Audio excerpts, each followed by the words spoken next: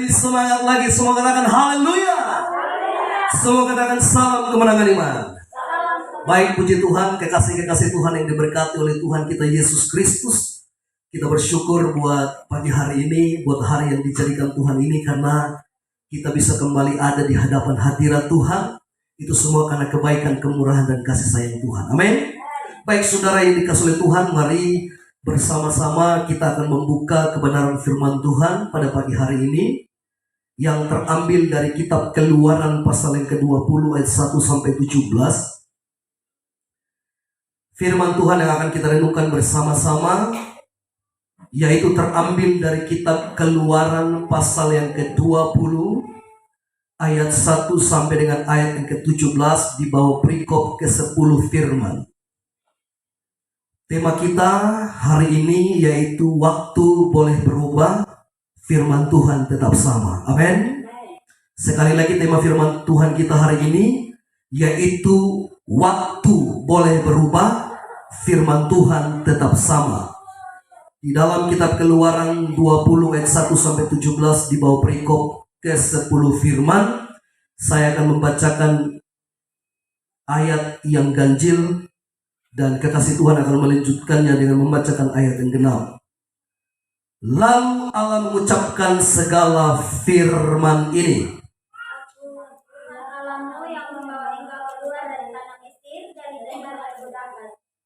Jangan ada padamu Allah lain di hadapanku.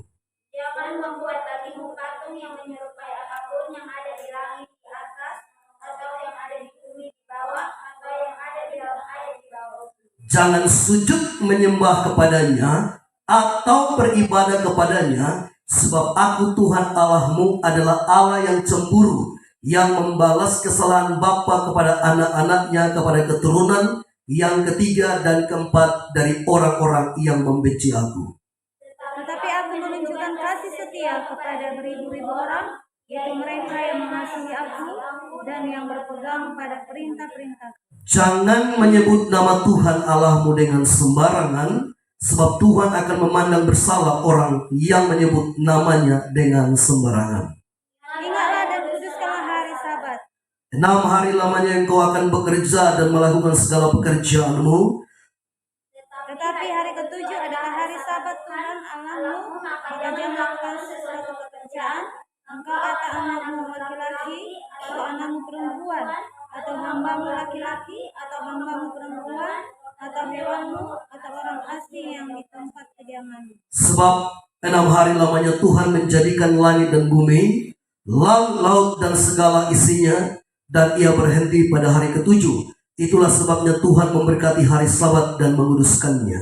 Hormatilah ayahmu dan ibumu, supaya lanjut umurmu di tanah yang diberikan Tuhan Allahmu kepadamu. Jangan membunuh, Jangan berzina, jangan mencuri. jangan mengucapkan saksi dusta bersama. Bersama-sama 1-2 ya. Jangan menginginkan sesamamu, jangan memilih istrinya atau hambanya laki-laki atau hambanya perempuan atau lembunya atau keledainya atau apapun yang dia punya sesama. baik, haleluya. Haleluya. Saudaraku yang dikasihi oleh Tuhan kita Yesus Kristus, sekali lagi tema kita hari ini yaitu waktu boleh berubah, firman Tuhan tetap sama. Yang percaya bahwa firman Tuhan tetap sama katakan amin. Saudara yang dikasihi oleh Tuhan kita Yesus Kristus, saya baca ayat 1 dan 2. Dikatakan begini. Lalu Allah mengucapkan segala firman ini, akulah Tuhan Allahmu yang membawa engkau keluar dari tanah Mesir, dari tempat perbudakan. Nah, kita sudah belajar dan tahu bahwa bangsa Israel itu bisa keluar dan bebas dari perbudakan Mesir itu hanya dengan pertolongan Tuhan saja. Amin. Nah, karena itu tanpa Tuhan bangsa Israel tidak bisa bebas. Bangsa Israel tidak mampu bebas dari perbudakan Mesir. Karena itu wajar bagi bangsa Israel, wajar bagi umat pilihan Tuhan agar mereka benar-benar menaati dan menuruti semua aturan dan perintah yang telah ditetapkan Tuhan kepada mereka. Jika tidak, maka tentunya bangsa Israel akan menjadi bangsa yang memberontak kepada Tuhan. Mereka menjadi bangsa yang tidak tahu mengucap syukur bahwa mereka sudah dibebaskan dari perbudakan Mesir. Katakan amin. Amen.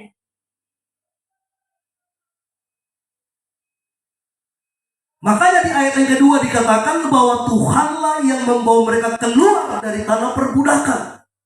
Sekali lagi, tanpa Tuhan, bangsa Israel tidak mampu bebas dari kekuasaan Firaun.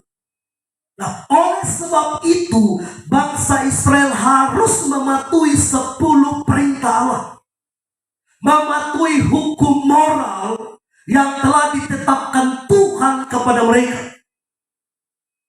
Karena mereka harus tahu bahwa Allah lah yang membebaskan dan menyelamatkan mereka. Katakan amin. Amen. Saudaraku yang dikasihi oleh Tuhan kita Yesus Kristus, 10 perintah Allah atau hukum moral ini juga dapat diterapkan dalam kehidupan kita sehari-hari. Karena 10 perintah Allah, hukum moral ini masih relevan sampai pada hari ini. Masih relevan sampai hari ini. Katakan amin. Amen. Jadi perintah Allah ini tidak hanya diterapkan kepada bangsa Israel saja, tetapi kepada kita semua. Katakan amin. Amen. Makanya tema kita, waktu boleh berubah, tetapi firman Tuhan tetap sama. Jadi perintah ini belum kadar luasa. Belum apa? Perintah ini masih berlaku, kekasih Tuhan. Makanya kita perlu terapkan ini dalam kehidupan sehari-hari. Walaupun mungkin ada orang yang berpikir dan berkata bahwa 10 perintah Tuhan ini atau hukum moral ini tidak bisa lagi diberlakukan. Karena ini ditulis pada zaman dulu. Jadi di zaman sekarang ini tidak berlaku lagi. Tapi pertanyaannya, apakah benar demikian? Saya rasa tidak benar. Amin. Jika memang kita tahu bahwa tidak benar demikian, maka inilah waktu yang tepat. Semua katakan waktu yang tepat. Waktu yang Untuk kita mempertimbangkan 10 perintah Allah, hukum moral ini, agar saudara dan saya yang telah dibebaskan oleh Tuhan dapat menerapkan perintah Tuhan ini dalam kehidupan kita sehari-hari. Amen. Jadi kita yang mempertimbangkannya. Kalau kita percaya 10 perintah hukum moral ini masih berlaku sampai pada hari ini. Sekalipun kita tahu 10 perintah ini ditulis pada zaman Musa, ketika bangsa Israel dibawa keluar dari perbudakan Mesir, sampailah mereka di Gunung Sinai. Tuhan menyuruh Musa naik ke atas dengan tujuan Tuhan memberikan 2 loh batu dengan 10 perintah yang tertulis di situ, agar bangsa Israel dapat menerapkan 10 perintah hukum moral ini di dalam kehidupan mereka saat mereka berjalan dari perbudakan Mesir sampai ke tanah perjanjian. Bahkan hukum ini tetap berlaku sampai pada hari ini. Katakan amin. Amen. Katakan haleluya. Haleluya. Kasih Tuhan yang diberkati oleh Tuhan kita Yesus Kristus. Karena itu, mari kita masuk di dalam melihat poin-poin daripada 10 perintah Allah. Saudara yang dikasih oleh Tuhan, perintah Allah dari pertama atau nomor pertama sampai dengan nomor yang keempat itu berbicara tentang hubungan antara manusia, artinya hubungan vertikal antara manusia dengan Tuhan. Amin. Jadi hukum pertama, hukum atau perintah Tuhan yang mulai dari nomor 1, 2, 3, keempat itu berbicara mengenai hubungan vertikal antara manusia dengan Tuhan.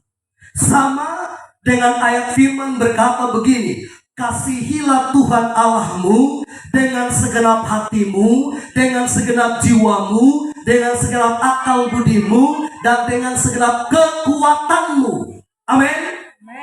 Itu sama dengan 10 perintah ini. Mulai dari nomor 1, 2, 3, dan 4. Itu berbicara mengenai kasihilah Tuhan Allahmu. Yang mengasihi Tuhan Allahnya katakan amin. Amin. Katakan saya. Nah, saudara yang dikasihi Tuhan, kita lihat di ayat yang ketiga.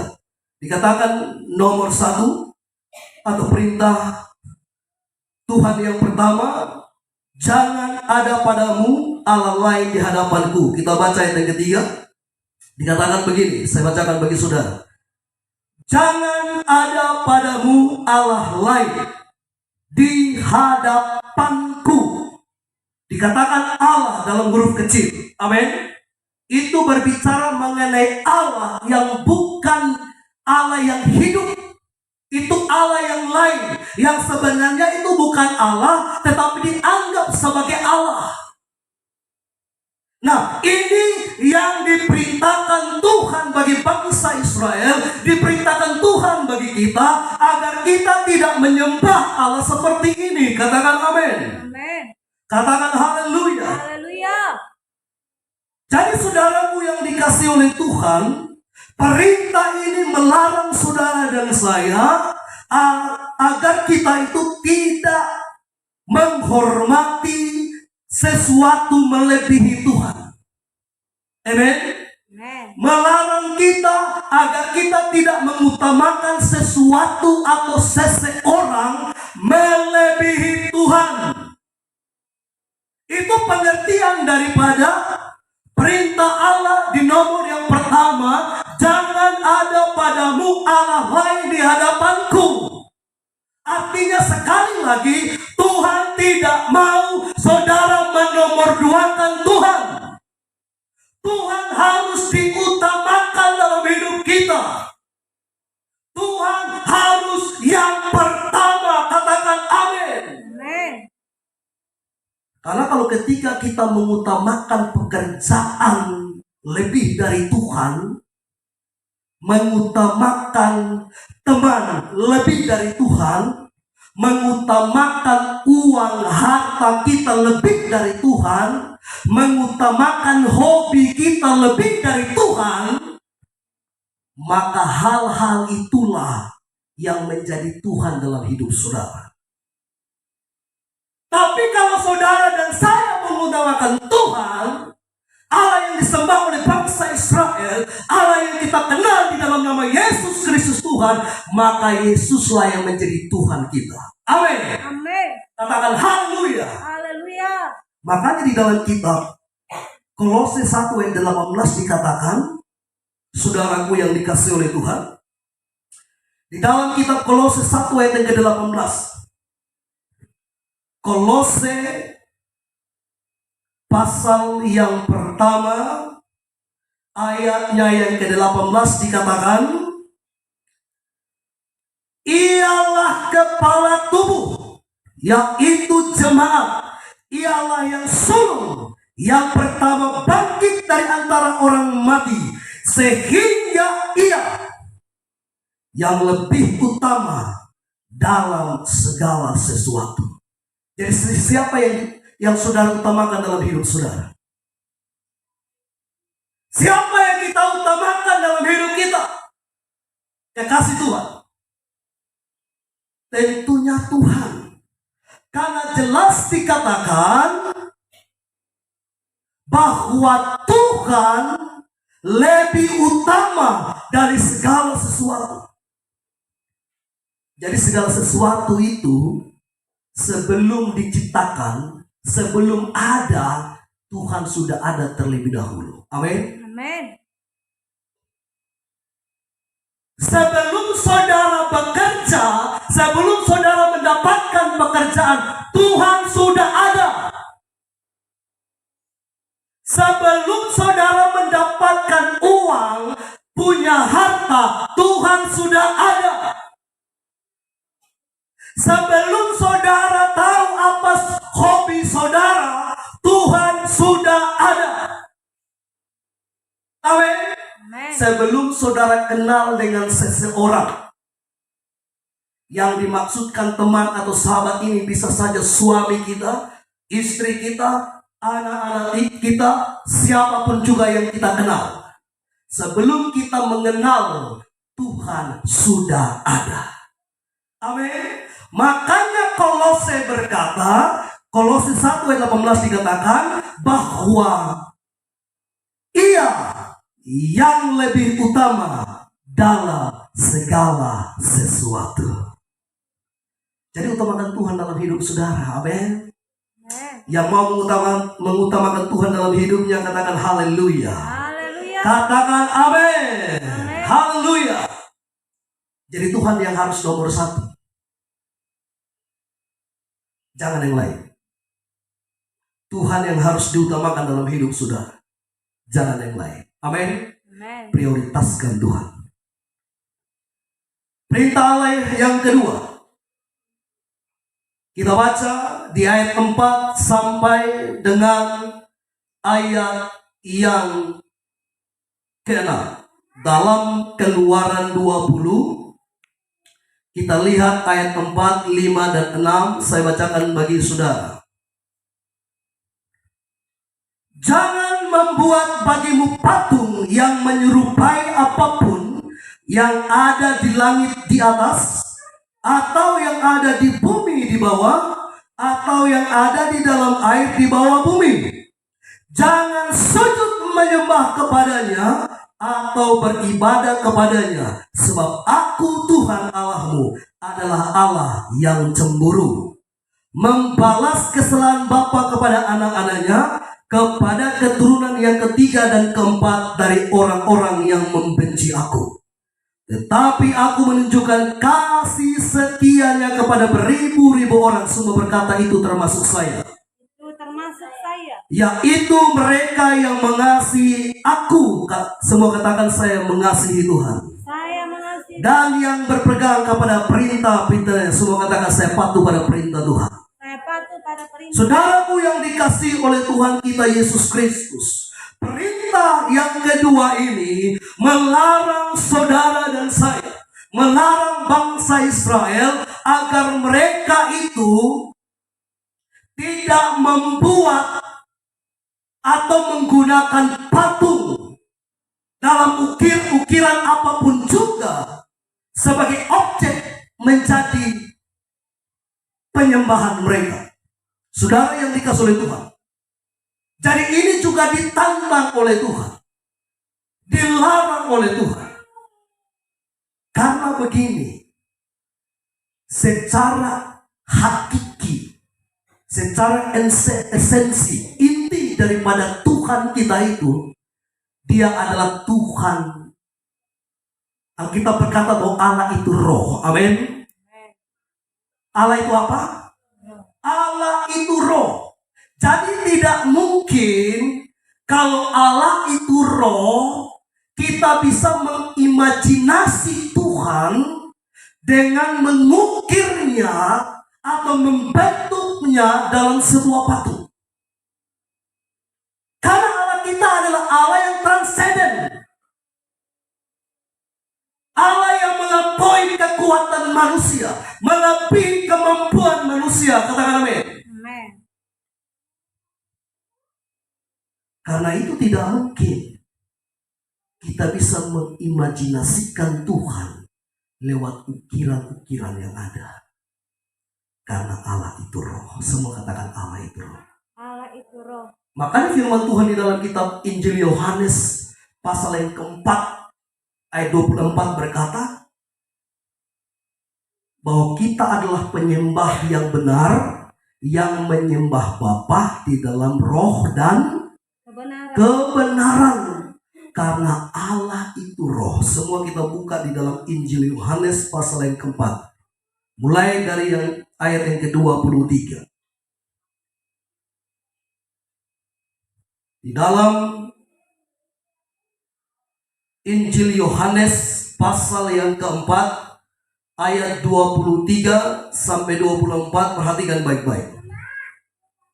Tetapi saatnya akan datang dan sudah tiba sekarang bahwa penyembah-penyembah benar akan menyembah Bapa dalam roh dan kebenaran, sebab Bapa menghendaki penyembah-penyembah demikian. Allah itu roh. Semua katakan Allah itu roh. Allah itu roh. Dan barang siapa menyembah Dia harus menyembahnya dalam roh dan kebenaran. Amin. Jadi inilah Allah yang benar. Sekalipun kita tidak bisa lihat secara kasat mata, kita tidak bisa melihatnya dengan mata fisik kita, tetapi Dia adalah Allah yang hidup, bisa berbicara kepada saudara dan saya. Katakan amin. Amin. Bisa berbicara kepada bangsa Israel, sekalipun melalui perantara yang dipercayakan oleh Tuhan, yang pada waktu itu Musa lah yang dipercayakan Tuhan untuk berkomunikasi dengan Dia.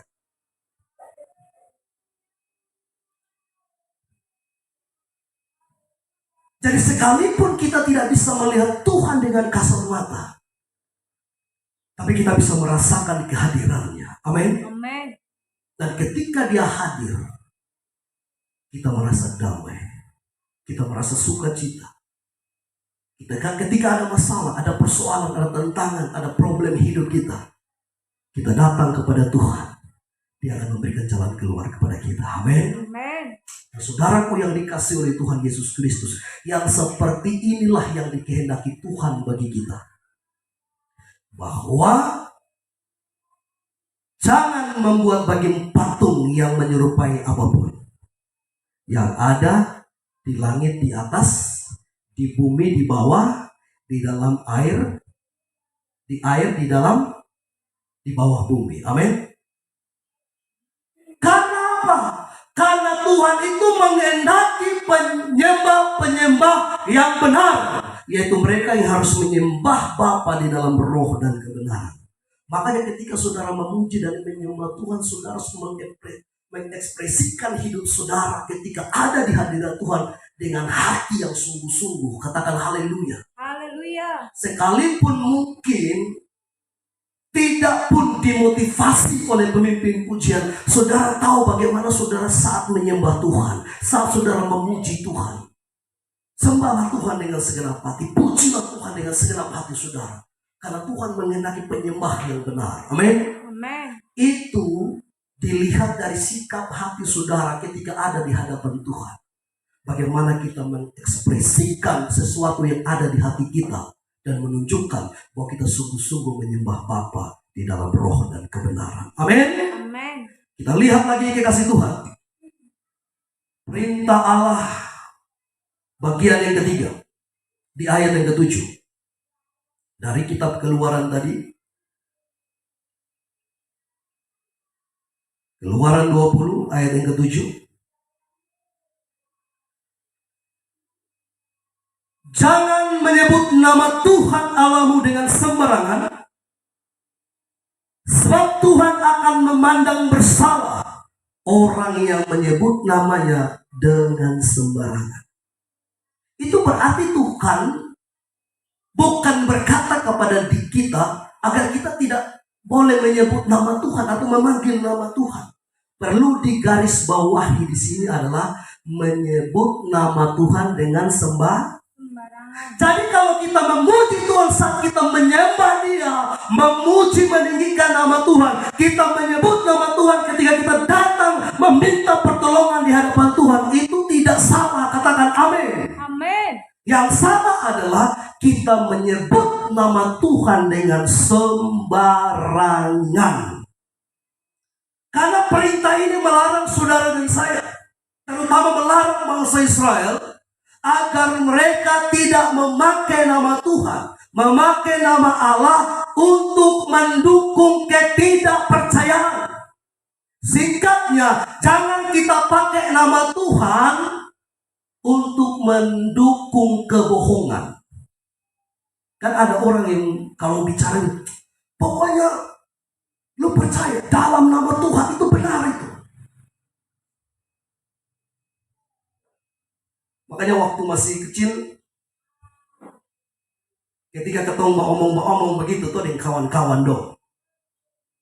Kalau suruh cerita-cerita kepada sesuatu yang betul-betul memaksa mereka untuk percaya, itu mereka langsung bilang begini, betul dalam nama Tuhan, betul dalam nama Tuhan. Saya tidak tahu kalau zaman sekarang, waktu saya begitu. Nah, yang seperti ini yang sebenarnya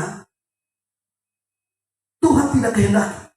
Apalagi yang mau kita sampaikan itu adalah sesuatu hal yang tidak benar. Ya, toh ada orang istilah, sumpah dalam nama Tuhan, dalam nama Tuhan. Angkat jari, tangan, kasih tunjuk 2 jari begini. Ini sah. Tapi ini sudah salah, ini berarti bukan Tuhan. Tuhan kan nomor 1 begini. Ini kan salah. Kita harus tahu bahwa yang kita omong ini sudah benar. Yang kita omong ini sudah betul. Tapi untuk meyakinkan orang karena mendukung kepentingan kita untuk mendapatkan sesuatu mungkin seperti itu, dan akhirnya kita bawa nama Tuhan. Betul dalam nama Tuhan, betul dalam nama Yesus, betul. Padahal sudah betul itu. Atau mungkin saudara berkata, tapi Pak itu hanya bercanda saja. Mau bercanda kok, mau gila betul kok. Sudah boleh. Kan ada istilah kita bilang, kok main gila. Itu hanya main gila sah. Mau main gila, gila betul, sudah boleh. Amin. Ya kalau tidak, bilang tidak. Kalau tidak benar, bilang tidak benar.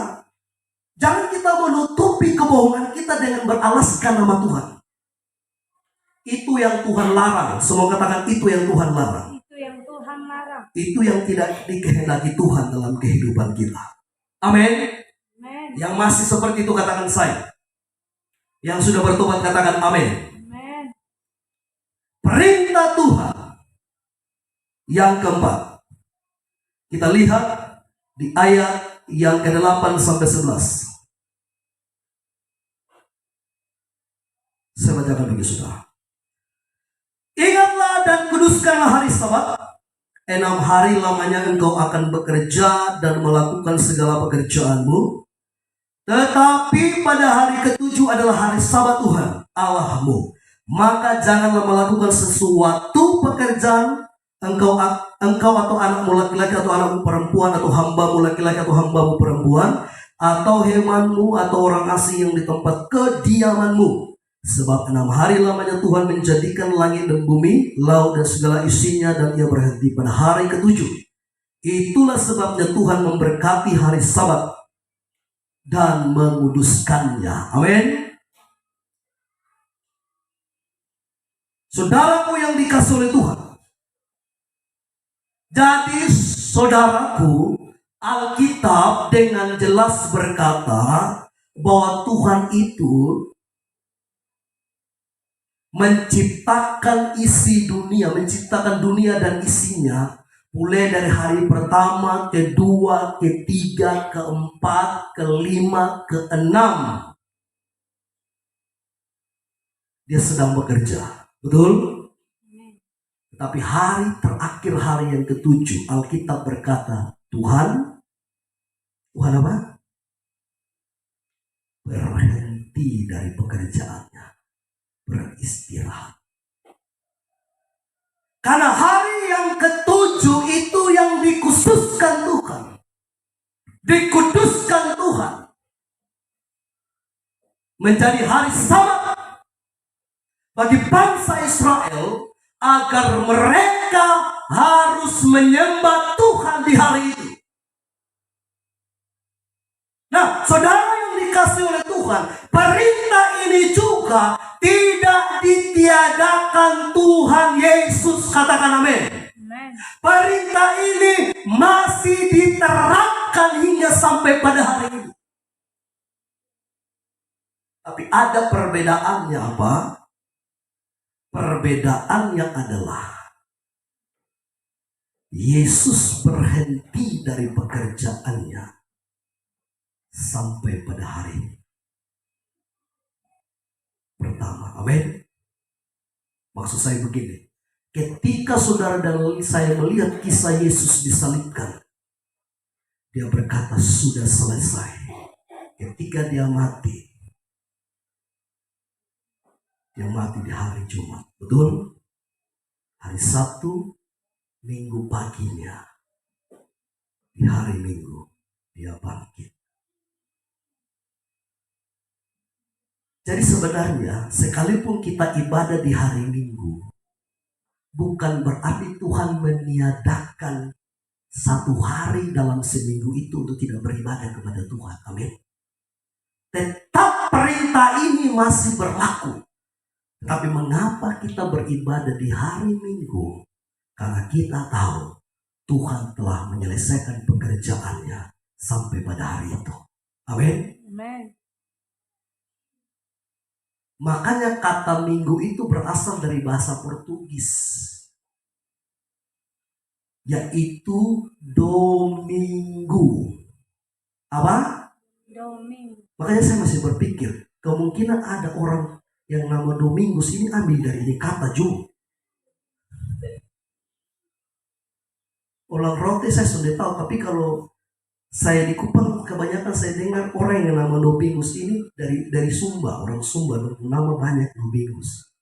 Mungkin dong sedikit bahasanya sama dengan orang Portu mungkin. Jadi kata minggu itu berasal dari kata Portugis yaitu domingo, yang artinya Tuhan atau hari Tuhan atau hari kemenangan Tuhan. Amin. Itu berarti kalau kita beribadah di hari ini, maka hari ini adalah harinya Tuhan. Harinya siapa? Harinya Tuhan. Hari ini adalah hari kemenangannya Tuhan kita. Makanya saudara dan saya kalau datang ibadah di sini juga harus tunjukkan bahwa kita itu bersuka cita atas kemenangan yang telah dikerjakan Tuhan bagi kita. Katakan amin. Katakan haleluya. Haleluya. Jadi saudara juga harus bilang sungguh-sungguh haleluya. Coba saya mau dengar. Haleluya. Haleluya. Bangun semuanya. Haleluya. Haleluya. Harus begitu. Jangan nanti yang khotbah sini. Haleluya. Haleluya. Haleluya. Harus ekspresikan itu juga. Bahwa hari ini adalah hari kemenangan kita di dalam Tuhan. Katakan amin. Amin. Hari ini adalah hari kemenangan Tuhan yang Tuhan buat bagi kita. Sama katakan haleluya. Haleluya. Lebih semangat katakan amin. Amin. Haleluya. Haleluya. Harus begitu. Respon yang baik. Jadi ketika ada pengkhotbah siapapun, bukan hanya saya saja, mau ibu pendeta, mau Pak Yes bilang amin, harus serentak bilang amin. Jarang-jarang saudara bilang amin itu, atau di rumah saudara juga bilang amin. Ketika mama panggil, Sarni, amin. Cuci piring, amin. Sapu rumah, amin. Kan sudah itu. Hanya di sini di tempat ibadah. Atau Ningsi dipanggil Ibu Feby. Ningsi, haleluya. Ningsi, kerjakan ini, haleluya. Kan tidak. Justru di sini ucapkan itu dengan sungguh-sungguh. Karena hari ini adalah harinya Tuhan. Katakan amin. Amin. Memang semua hari adalah harinya Tuhan. Tapi hari ini adalah hari kemenangan yang Tuhan nyatakan bagi kita. Ini hari yang sudah dikhususkan Tuhan bagi saudara dan saya. Bahwa kita harus mengekspresikan sukacita kemenangan yang kita alami di dalam Tuhan. Katakan amin. Amin. Katakan haleluya. Haleluya. Harus begitu. Amin sesuai sungguh-sungguh. Haleluya sesuai sungguh-sungguh. Karena nah, saudara yang dikasih oleh Tuhan, kalau di zaman itu Tuhan mengkhususkan dan menguduskan hari, maka sampai hari ini juga demikian. Tuhan mengkhususkan dan menguduskan hari.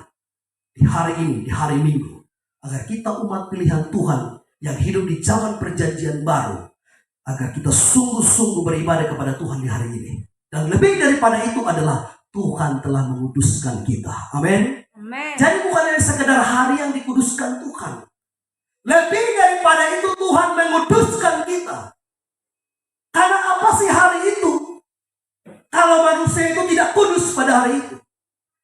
Percuma hari Sabat, percuma hari Minggu, kalau orang Kristen tidak kudus di hari itu. Katakan amin. Sekalipun hari itu dikuduskan Tuhan. Makanya Alkitab berkata di dalam 1 Petrus 1 ayatnya yang ke-16, 17. Dikatakan, kuduslah kamu sebab aku kudus.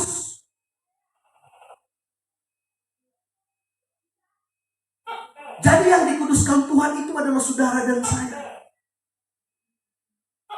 Sehingga sekalipun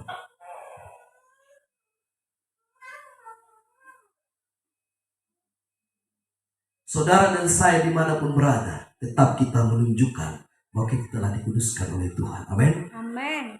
Nah, kalau saudara tidak bilang amin sungguh-sungguh, Toke yang bilang. Tapi dia sudah berhenti duluan. Haleluya. Tuhan berkata, kasihilah sesamamu manusia seperti dirimu sendiri. Amin. Amin. Kita lihat di ayat yang ke-12. Ayat 12. Dikatakan begini. Yang pertama, yang kelima, perintah yang kelima. Hormatilah ayah dan ibumu. Hormatilah ayahmu dan ibumu, supaya lanjut umurmu di tanah yang diberikan Tuhan Allahmu kepadamu. Katakan amin. Nah, saudara yang dikasih oleh Tuhan, Alkitab berkata bahwa kasihilah sesamamu manusia seperti dirimu sendiri. Sesama manusia yang pertama untuk kita hormati adalah orang tua kita. Amin. Sesama manusia yang harus kita hormati adalah keluarga kita. Suami, istri, orang tua, anak-anak, dan yang ada di sekitar kita. Karena apa? Karena mereka adalah orang yang pertama yang kita temukan. Amin. Yang ada bersama-sama dengan kita. Kalau kita tidak bisa mengasihi orang yang ada sama-sama dengan kita, apalagi orang-orang yang tidak ada bersama kita. Betul atau tidak? Jadi pengertiannya di situ. Yang terutama itu adalah hormatilah ayah dan ibumu. Kasihilah sesamamu manusia seperti dirimu sendiri. Itu terlebih dahulu kepada orang tua. Katakan amin. Katakan haleluya. Haleluya. Karena memang semua manusia berkewajiban untuk menghormati orang tuanya, menghargai orang tuanya, sebagaimana kita menghormati Allah. Katakan amin. Makanya firman Tuhan bilang begini, yang kelihatan saja kita tidak mengasihi, apalagi yang tidak kelihatan. Betul? Katakan amin. Jadi yang harus saudara dan saya terapkan terlebih dahulu adalah mereka yang kelihatan. Kasih kita kepada mereka, baru bisa kepada Tuhan. Bahkan Alkitab bilang begini, supaya lanjut umurmu. Amin. Jadi itu bukan hanya dalam perjanjian lama. Itu diterapkan juga dalam perjanjian baru. Makanya dalam kitab Efesus dikatakan begini, hai anak-anak, hormatilah ayah dan ibumu. Supaya apa? Lanjut umurmu. Yang dikatakan lanjut umurmu di sini adalah lanjut umur bangsa Israel ketika mereka ada di tanah perjanjian, maupun lanjut umurmu secara perorangan. Amin. Artinya apa? Artinya ada berkat tersendiri ketika kita menghormati orang tua yaitu berkat umur panjang. Yang mau umur panjang katakan. Yang mau umur panjang katakan amin. Amin. Terapkan itu. Kasihilah orang tua. Hormatilah orang tua. Amin. Amin. Itu yang terpenting dalam hidup. Haleluya. Coba baca Efesus 6 ayat 2. Satu orang baca Efesus 6 ayat 2. Efesus 6 ayat 2, silakan dibaca dengan cepat. Hormatilah ayah dan ibumu, ini adalah satu perintah yang penting seperti yang nyata dari janji ini. Efesus 6 ayat 2. Oke. Jadi itu adalah perintah yang terpenting karena ada berkat umur panjang yang disediakan Tuhan. Amin. Bagi saudara dan saya yang selalu menghormati orang tua. Perintah yang ke-6. Kita baca di ayat yang ke-9. Maaf, di ayat yang ke-13. Dikatakan, jangan membunuh. Kekasih Tuhan yang diberkati oleh Tuhan. Kehidupan manusia itu harus dijunjung tinggi. Amin. Sekali lagi, hidup manusia itu harus dijunjung tinggi. Karena manusia itu berbeda dengan ciptaan yang lain. Kita diciptakan Tuhan itu khusus. Alkitab bilang begini, yang lain Tuhan berfirman, Tuhan berfirman, Tuhan berfirman. Amin. Tapi ketika hari yang ke-6, Tuhan membentuk manusia. Dia ambil dari mana? Debu dan tanah. Diberikan napasnya sehingga manusia itu hidup. Dan perempuan diambil dari tulang rusuk laki-laki dan dijadikanlah perempuan. Itu berarti hidup manusia harus dijunjung tinggi.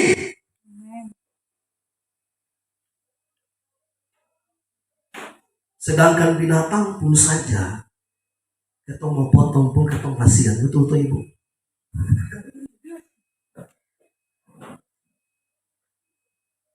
Ada rasa kasihan kita sama mereka, maksudnya sama binatang. Apalagi sesama manusia. Tapi saudara perhatikan hari-hari ini, orang menganggap bunuh orang itu sama dengan potong binatang, potong ayam. Soalnya menghargai lagi, soalnya menjunjung tinggi hidup manusia.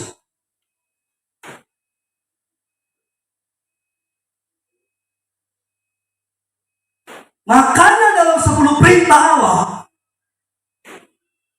dalam perintah nomor yang ke-6 dikatakan jangan membunuh. Jangan membunuh secara fisik. Jangan membunuh karakternya. Amin. Kalau saudara ngomongin orang di belakang, menjatuhkan orang di belakang, itu saudara sedang membunuh karakternya. Di depan orang saudara sanjung dia. Dia baik, dia luar biasa.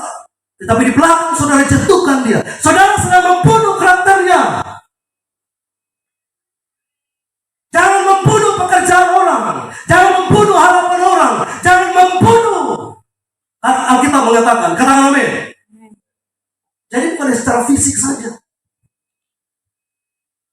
Sedangkan hukum di negara kita juga melarang keras tentang pembunuhan. Apalagi Tuhan yang menjadikan kita. Amin. Amin. Alkitab bilang manusia itu dijadikan Tuhan serupa dan segambar dengan Allah. Coba bilang kiri kanan saudara. Kamu segambar dan serupa dengan Allah. Kamu segambar dan serupa dengan Allah. Bilang lagi. Hidupmu benar-benar berharga di mata Tuhan. Benar-benar berharga di hadapan Tuhan. Amin. Amin. Jangan membunuh semangatnya dengan melemahkan orang. Lu bodoh, lu sonde bisa, lu sonde mampu. Itu juga termasuk sebenarnya. Harus kita dukung motivasi dia juga. Amin. Amin. Memang sebenarnya di dalam perintah yang keenam ini jangan membunuh itu secara fisik, menghabisi nyawa orang. Tetapi bisa juga mengarah ke sana. Tuhan juga tidak mau saudara dan saya itu membunuh karakter orang, membunuh pekerjaan orang, membunuh pengharapan semangat orang. Jangan, katakan amin. Amin. Jangan, katakan haleluya. Haleluya. Perintah yang ketujuh. Di ayat yang ke-14. Dikatakan, jangan berzina. Saudaraku yang dikasih oleh Tuhan, jangan berzina ini juga termasuk dalam perintah 10 hukum. Perintah moral. Tapi saudara perhatikan, di zaman sekarang, orang itu menganggap biasa berzina. Zaman dulu jangan coba-coba. Orang dilempar dengan batu sampai mati. Ketika kedapatan berzina, lu ambil batu. Makanya ada seorang gadis atau seorang perempuan yang dibawa kepada Yesus, betul? Menggiring dia.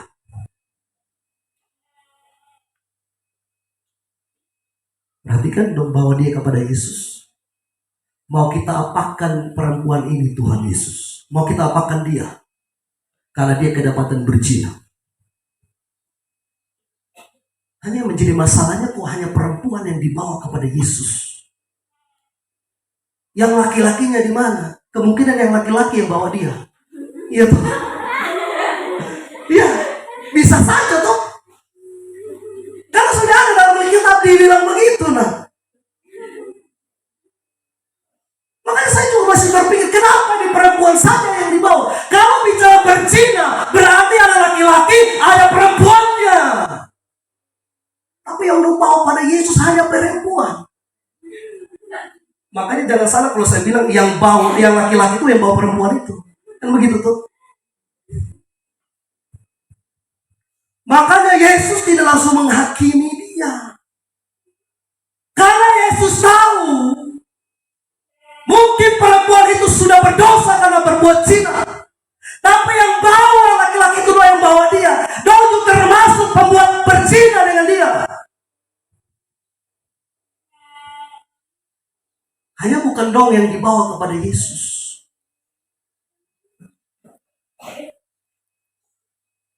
Bawa. Makanya Yesus bilang, siapa di antara kalian yang tidak berdosa? Kalau boleh saya panjangkan sedikit. Kalau di antara kalian laki-laki yang tidak pernah berzina, pertama kali lemparkan dia dengan batu. Yang bawa itu sugemetar. Kalau dialah laki-laki yang berzina dengan perempuan itu. Saudara satu yang berani melemparkan perempuan itu. Karena apa?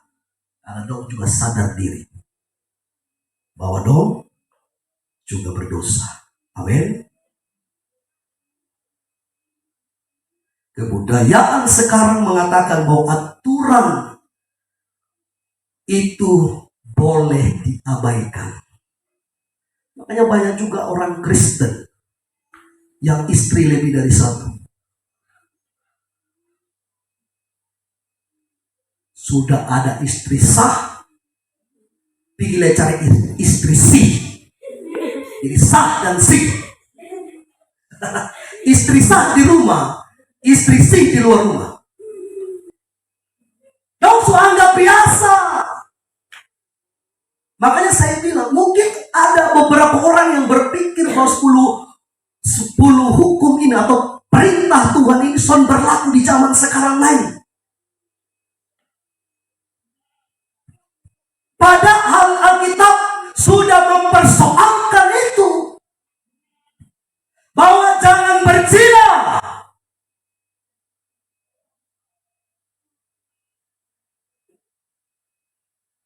Satu sesali habis mau tambah.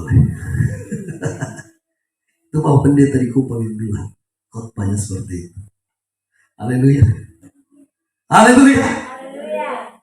Makanya tegas jangan berzina. Saudara kalau buka televisi, buka YouTube, atau mungkin saudara buka Facebook, mungkin bisa kita lihat tampilan-tampilan di situ. Antar teman, sudah hal biasa, sudah hal yang lazim. Yang namanya berzina itu. Dan takut Tuhan lain. Pikir ini hidup hanya daun pungsa. Dikasih Tuhan. Tapi pada dasarnya Alkitab sudah tegaskan, jangan berzina. Amin. Roma 7 ayat 2-3. Satu orang baca. Roma 7 ayat 2-3. Cepat dibacakan bagi kita. Roma 7 ayat 2-3. Silakan yang sudah dapat dibaca. Ya, Roma 7 ayat 2-3 silakan. Sebab seorang istri terikat oleh hukum kepada suaminya selama suaminya itu hidup. Ya. Akan tetapi apabila suaminya itu mati, bebaslah ia dari hukum yang mengikatnya kepada suaminya itu. Jadi selama suaminya hidup, ia dianggap berzina kalau ia menjadi istri laki-laki lain. Tetapi jika suaminya telah mati, ia bebas dari hukum, sehingga ia bukanlah berzina kalau ia menjadi istri laki-laki lain. Ya. Itu tegas dikatakan. Amin. Kalau ada yang mati secara fisik, ataupun mati karena meninggalkan imannya, katakan amin. Katakan haleluya. Haleluya. Itu yang ditegaskan Tuhan. Kalau tidak, hidup dalam perzinahan. Perintah yang ke-8 di ayat yang ke-15 dikatakan, jangan mencuri. Yang suka mencuri katakan amin. Yang pernah mencuri katakan saya. Yang sudah bertobat dari pencuri katakan haleluya.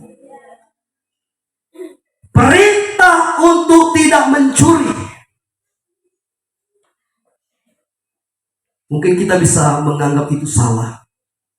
Kalau atau kecuali bukan itu satu-satunya cara untuk mendapatkan yang kita mau. Saudaraku yang dikasihi oleh Tuhan kita Yesus Kristus. Yang namanya mencuri itu tidak baik. Amin. Mau saudara berkata mencuri kecil-kecilan, atau mungkin mau mencuri besar-besaran, yang namanya mencuri itu sama dosanya. Amin. Mencuri uang 1.000 rupiah, ambil dari dompet mama, dengan mencuri ratusan juta, 100 juta dari tempat lain, mana dosa yang paling besar?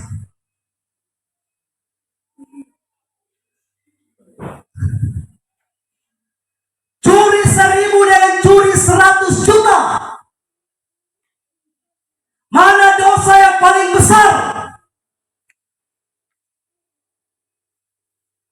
Tidak ada yang besar, Pak. Sekalipun nilainya ada yang nilainya kecil 1.000 rupiah, tetapi ada juga yang nilai 100 juta rupiah. Tapi sama-sama dosa mencuri. Amin. Hukum berlaku sama kepada mereka yang ambil 1.000 rupiah, kepada mereka yang mengambil 100 juta. Makanya kalau mau bertobat sungguh-sungguh. Kalau mau mencuri jangan pencuri 1.000 sah. Iya toh, karena dosanya sama.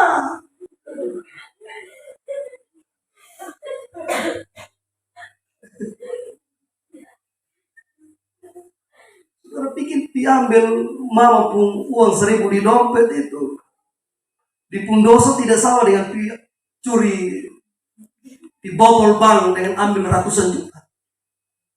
sama dosanya. Pak Pendeta kan Tuhan tahu mereka butuh 1.000 ini. Sama-sama dosa mencuri, amin. Makanya kalau mau jadi pencuri, pencurilah uang yang besar-besar ini. Ratusan juta ke atau miliar ke, jauh lebih bagus. Masuk penjara masih ada uangnya. Hanya kalau tidak bertobat masuk neraka, menderita sendiri situ. Makanya jangan curi, amin. Kalau mau butuh uang 1.000 datang di mama. Mama, ada butuh 1.000, kue sama pimpin itu, kue di situ itu. Hilang saling orang tua. Anak suka makan kue, ambil sudah. Berarti soalnya pencuri. Iya toh? Yang masih ambil mama uang katakan amin.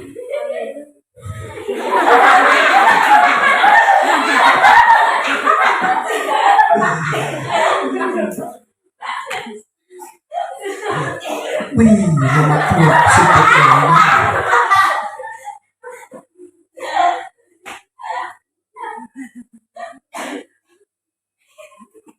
Tapi Pak Pendeta ambil 1.000 kasih persembahan Pak Pendeta. Salah.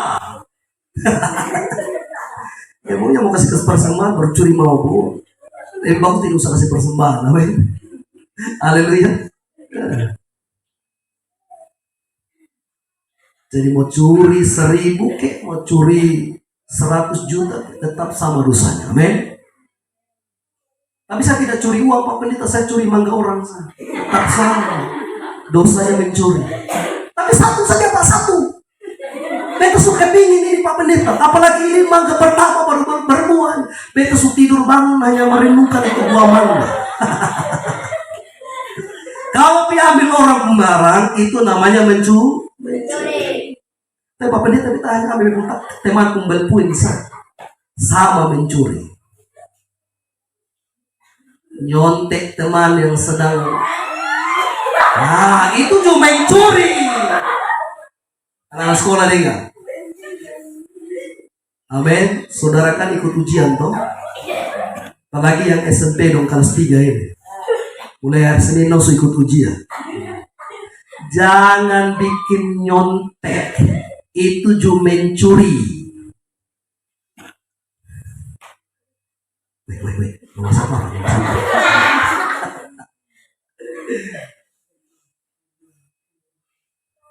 Makanya harus belajar. Amin. Saya sudah bilang dengan Arto, lu sudah dapat ranking, DI kalau nanti.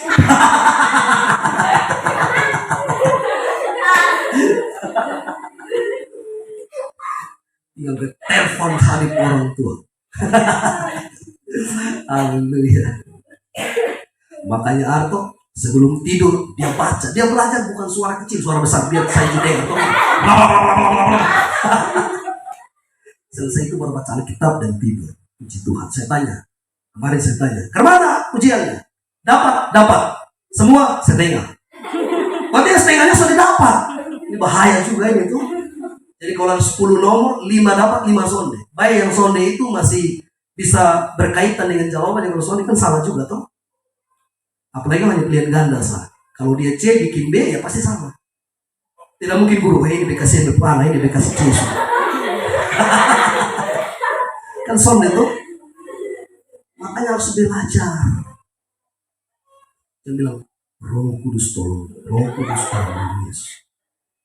Kalau belajar tetap Roh Kudus bilang lu bertobat. Jangan mencuri. Amin. Dan saudara tahu, mencuri juga itu dapat membuat hidup semakin rumit. Saudara ingat kisah Yakub, Rahel, dan Laban? Laban itu siapa pembapa? Laban itu Rahel pembapa. Siapa pembapa mantu? Atau bapa mertua? Bukan bapa mertua. Yakub. Ketika mereka mau keluar dari rumah Laban, Rahel melakukan sesuatu yang bertentangan dengan 10 hukum. yaitu mencuri dia pun bapa pemilik. Sekalipun perbuatan Rahel tidak ketahuan bapaknya, tetapi perbuatan Rahel itu menjadikan keluarganya semakin rumit. Betul? Betul atau tidak? Menjadi rumit karena apa? Karena otomatis bapaknya tidak percaya lagi dengan mereka. Saudara perhatikan, kalau orang-orang yang suka mencuri, kan kita tidak percaya kan dia pegang uang. Betul atau salah? Jadikan hidupnya semakin rumit, semakin susah. Makanya harus bertobat dalam hal ini. Yang mau bertobat katakan amin. Iya, berarti kemarin saudara mencuri toh? Haleluya. Perintah yang ke-9 ayat 16.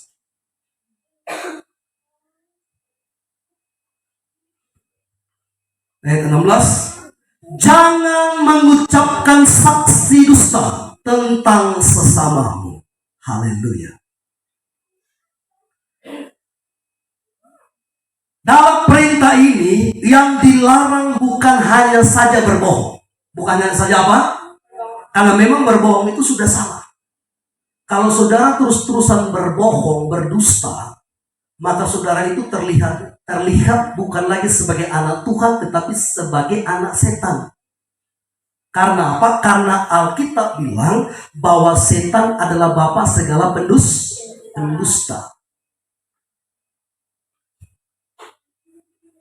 Jadi kalau saudara tetap berbohong, maka saudara tidak menunjukkan bahwa saudara itu adalah anak Tuhan. Nah, saudara yang dikasihi Tuhan, sekali lagi, yang dilarang bukan hanya berbohong, tetapi secara umum juga pemberian bukti yang palsu dan tidak mendasar. Makanya orang-orang Farisi ahli-ahli Taurat, dia mau tangkap Yesus, dia sudah buat satu mufakat, persepakatan, persengkongkolan, untuk buat saksi dusta agar Yesus bisa tertangkap sesuai dengan harapan mereka. Tapi puji Tuhan, tidak ada kesalahan Yesus yang bisa mereka buktikan sekalipun mereka sudah pakai banyak saksi-saksi dusta. Betul? Betul atau tidak? Hanya memang ada dua saksi yang dapat memberatkan Yesus waktu itu sehingga dia ditangkap. Ketika Yesus berkata, kalian boleh merubuhkan ini bait Allah, tetapi dalam 3 hari aku dapat membangunnya kembali. Sekalipun maksud Yesus bukan mengenai bait Allah secara fisik, tetapi dia sedang berbicara tentang dirinya. Katakan amin. Katakan haleluya. Nah, 2 orang yang menjadi saksi itu yang memberatkan Yesus sehingga dia ditangkap dan dibawa kepada Pilatus hingga Yesus disalibkan. Saudara yang dikasihi Tuhan, kita pun begitu. Jangan suka berbohong atau pakai satu bukti untuk menutupi kesalahan kita. Itu dipandang Allah bersama. Amin. Katakan amin. Katakan haleluya. Coba satu orang baca di Amsal 19 ayat 5 sampai 9. Amsal 19 ayat 5 sampai 9.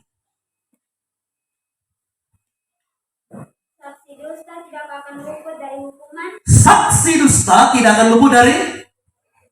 Jadi yang suka bersaksi dusta, suka omong kosong, pakai bukti-bukti palsu, pasti dapat hukuman. Alkitab bilang. Lanjut. Orang yang menyembur-nyemburkan kebohongan tidak akan terhindar. Banyak orang yang mengambil hati orang dermawan. Setiap orang bersahabat dengan si pemberi. Orang miskin dibenci oleh semua saudaranya. Apalagi sahabat-sahabatnya mereka menjauhi dia. Dia mengejar mereka, memanggil mereka, tetapi mereka tidak ada lagi. Siapa yang memperoleh akal budi, mengasihi dirinya, siapa berpegang pada pengertian, mendapat kebahagiaan. Saksi dusta tidak akan luput dari hukuman. Orang yang menyembur-nyemburkan kebohongan akan binasa. Yang suka bersaksi dusta, yang suka omong kosong, yang suka berbohong itu sudah ada akal budi. Makanya yang suka berbohong itu tidak pernah bisa mengasihi Tuhan dengan segenap akal budinya. Makanya harus bertobat dari bersaksi dusta atau mengucapkan saksi dusta. Amin. Perintah yang terakhir di ayat yang ke-10. Maaf, di ayat yang ke-17. Saya bacakan bagi kita. Jangan mengingini rumah sesamamu.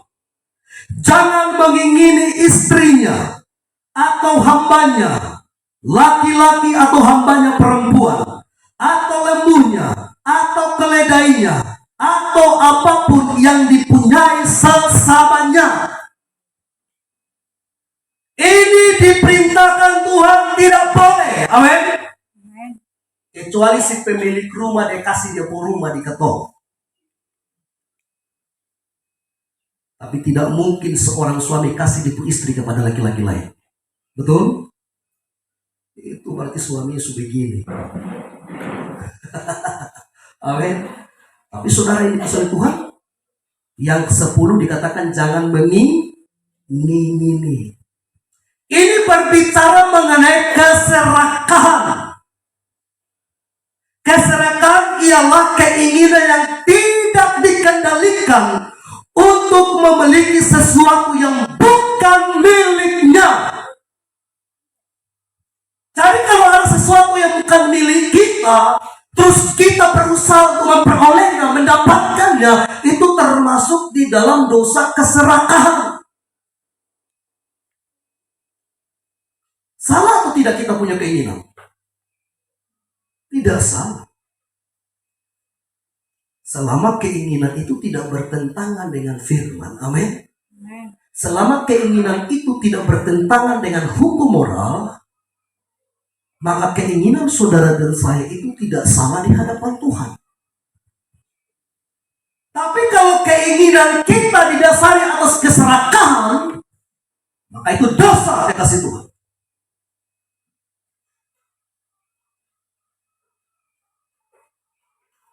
Hanya gara-gara tanah seorang sudah kenal saudara kandung, sudah kenal orang tua, dong bisa baku dulu.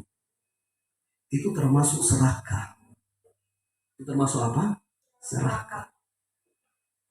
Karena dikatakan jangan menginginkan rumah sesamamu, istrinya, hambanya laki-laki perempuan, lembunya, keledainya, dan apapun yang dipunyainya. Jadi intinya begini, apa yang orang punya, jangan ketong inginkan itu hanya karena ketong serakah. Amin. Katakan amin. Itu keinginan yang salah, itu keinginan yang berdosa. Dan itu yang ditantang Tuhan lewat 10 hukum di hukum yang ke-10. Jangan menginginkan sesuatu karena atas dasar keserakahan. Amin. Yang tidak serakah katakan haleluya. Katakan amin. Jadi kekasih Tuhan yang diberkati oleh Tuhan, dengarkan baik-baik. Waktu boleh berubah, zaman boleh berganti, generasi boleh berganti, tapi firman Tuhan kekal selamanya. Firman Tuhan tidak pernah berubah. Jadi 10 hukum ini masih berlaku sampai pada hari ini dan sampai Yesus datang kedua kali. Amin.